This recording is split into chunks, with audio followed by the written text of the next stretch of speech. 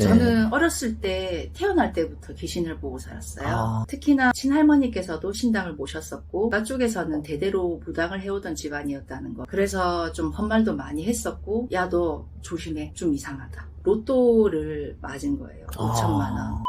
선생님 안녕하세요. 네, 안녕하세요. 선생님 간단하게 자기소개 부탁드릴게요. 네, 저는 사준하루에서 활동하고 있는 무당 희나라고 합니다. 신당도 잠깐 소개해 주실 수 있을까요? 신당이요? 네. 네, 도사 할아버지고요. 옆에 불사단지라고 해서 불사 할머니가 계시고 네네. 중당에는 대신 할머니 그리고 6당 쪽에는 장군 할아버지께서 계세요. 그 사진 보니까 작두 탄 네. 사진 있더라고요. 네네. 그 작두 안 아픈가요? 아프다면 아프고요. 네네.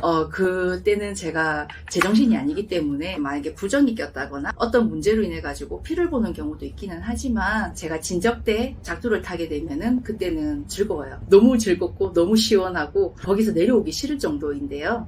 만약에 제가 집에 일을 한다거나 하면은 그 집안에 안 좋은 거를 누르기 위해서 그렇기 때문에 굉장히 아프고 고통스럽고 그거를 제가 온전히 짊어지기 위한 고통을 감내하는 겁니다. 무당이 되기 전에는 네. 어떤 일을 하셨던 거예요? 제가 웹 디자이너로서 네. 한 10년 정도 일을 하다가요. 이 길을 들었습니다. 어쩌다가 무당의 길을 걷게 되셨는지 여쭤봐도 될까요? 일단 제가 신을 받아야 된다고 느꼈던 건 10대였어요. 그러다가 너무 어린 나이기도 하고 미루고 미뤘는데 20대 때는 제가 거부를 했죠.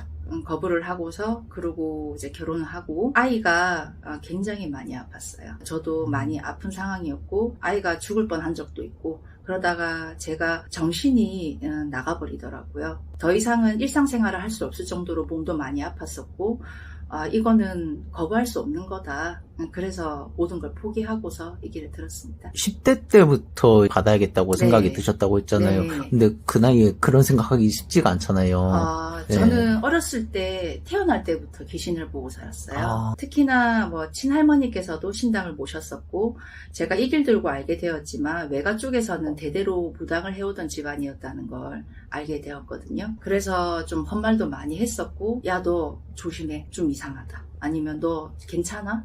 그건 잘 될 거야. 이런 식으로 얘기를 하다 보니까 그거를 이제 외면하기 위해서 제가 타로를 조금 했었어요.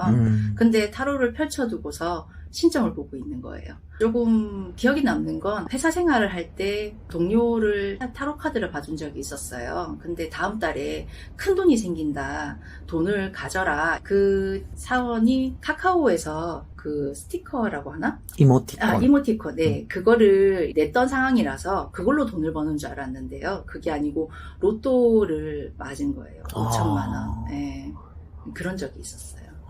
결과를 딱 아는 네. 거네요. 과정을 네. 뛰어넘어서 결과를 아는 거네요. 과정을 볼 때도 있고 네. 결과를 볼 때도 있고 그렇죠. 네. 중요한 부분들. 그걸 어떻게 아는 거예요? 그냥 그때는 타로 카드를 펼쳤는데 그냥 말이 나오는 거예요. 카드를 보고 얘기하는 게 아니었어요.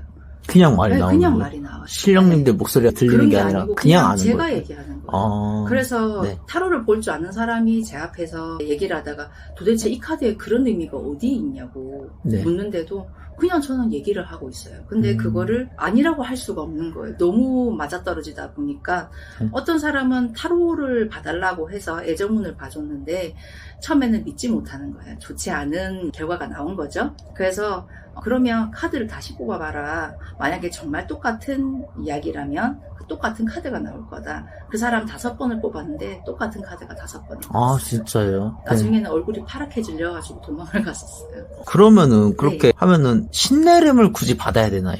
다르죠. 그거는 보통 영통이라고 해서 옛날에는 단골레라고 표현을 해요. 그런 분들이기 때문에 무당과는 다른 부분이 있어요. 무당은 기본적으로 불사할머니라고 단지를 모시게 되죠. 저거는 어떤 의미라고 하냐면요. 우리 출생신고랑 똑같은 거예요. 하늘의 천지신명에게 무당이 되었다고 알리는 거죠. 그래서 무당으로서 길을 걸어간다라는 거기 때문에 그리고 영통은 오신 분들 보통은 도사님 아니면 뭐 장군님 이럴 수도 있겠지만 점으로서 살아가는 분들이고요. 그리고 무당은 점도 보지만은 구슬할 수 있는 사람이기 때문에 두 가지가 다릅니다. 신내림 받는 과정을 알 수 있을까요? 이 부분은 기본적인 것만 얘기를 해드릴게요. 네. 우선은 자신이 정말 제자의 길을 가야 되는지 그거를 먼저 알아야 되고요. 처음에는 삼산을 돕니다. 네. 이거는 성씨본양이라고 해서 아버지의 뼈줄본양, 어머니의 젖줄본양, 그리고 부모님이 태어난 탯줄본양과 내가 태어난 탯줄본양이라고 해서 그곳을 돌고요. 그러고 난 다음에 날짜를 받아가지고 신굿을 하게 되죠. 그리고 신굿에서도 보통은 그래요. 신병을 많이 앓은 분들은 조상들한테 많이 감겨 있거나 아니면 빙의 현상이 많이 일어날 수 있어요. 그런 부분들이 있다 하면은 허줄굿이라고 해서 먼저 정리를 하고 그러고서 신굿으로 들어갑니다. 그럼 신을 받아야 되는 사람이 어떤 사람인가요? 대부분 그런 말들 많이 들어요. 신가물이라고요.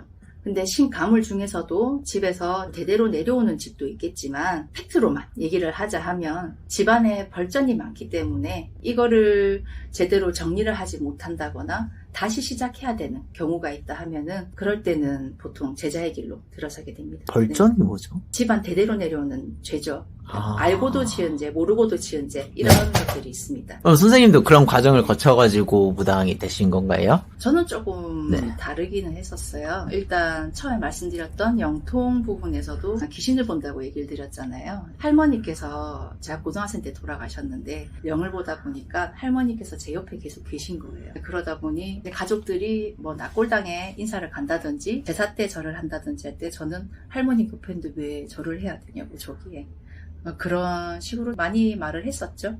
그때부터도 어떻게 보면 그래요. 신령님들이 대대로 내려오는 거다 보니까 계셨던 분들이 있었어요. 예, 그분들을 통해 가지고 제가 점을 봤던 거고요. 거기서 영통에서 벗어나가지고 무당이 된 겁니다. 네. 그럼 무당이 되고 나서는 네. 그 사장님은 괜찮으셨어요? 네, 지금은 정말 건강해요. 아. 네, 건강하고 네. 어렸을 때 귀신을 너무 많이 보다 보니까 네. 혼잣말을 많이 하죠. 다른 가족분들 반응은 어땠어요? 저는 처음에 결혼할 때 신을 받아야 된다고 얘기를 했었어요. 아. 그러고 사귈 때도 제가 귀신을 본다고도 얘기를 했었고요. 그런 부분에서 알고 있었기 때문에 어떻게 보면 그래요. 제가 굉장히 아팠고 제정신을 못 차렸어요. 남편이 등을 떠민 것도 있어요. 그냥 해보지 않겠냐. 그렇게 시작을 하게 되었죠. 주로 말년복 좋은 사람들의 특징 같은 게 있을까요? 은퇴를 해서도 잘 사는 사람들. 두 가지 경우가 있어요.